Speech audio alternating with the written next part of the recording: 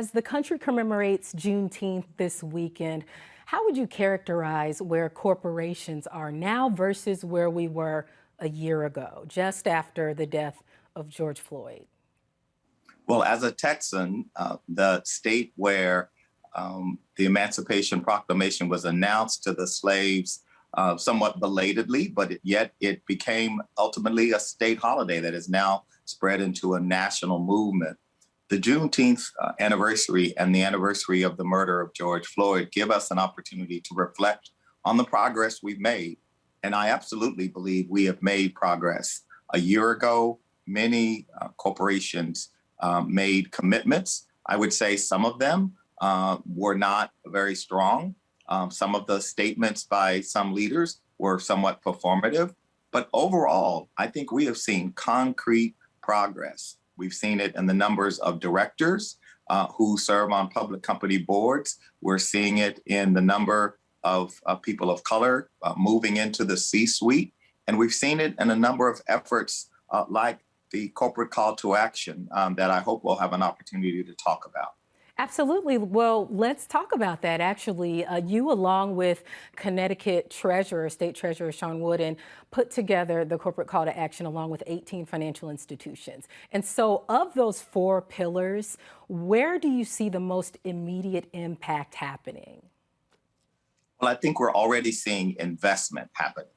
So among the 18 financial services organizations represented in the corporate call to action. And I really do want to give a shout out to Treasurer Sean Wooden. It was his leadership that really made this happen. But we're seeing investment into the billions in Black and BIPOC-owned businesses, entrepreneurs, startups, investment funds, the use of asset managers. And so I think the immediate impact is being seen in the transfer of literally billions of dollars to invest in Black and BIPOC-owned businesses. Darren, if we take maybe a 50,000-foot view of our ecosystem here, our economy really, where do you think, which systems in our society produce or reproduce the heaviest cycles of inequality, with the exception of financial institutions? Well, I think we certainly have work to do in our country around our economic system. Our economic system is essential. I am a believer in capitalism. I believe capitalism is the best way to organize an economy. But unfortunately, we have not had capitalism work for all of us. We have seen, even when capitalism is working for us, as it was working in Tulsa, Oklahoma, 100 years ago, we saw the impact of racism, the stark reality of racism, that while difficult and painful, a part of our history, must be reckoned with. We must acknowledge that while we would wish it weren't so, the reality is that many of our institutions, whether they be our justice systems, our economic systems, our educational systems, our housing systems, remain imbued with that history. If I could stay there for a moment, you've said before that we need a new form of capitalism.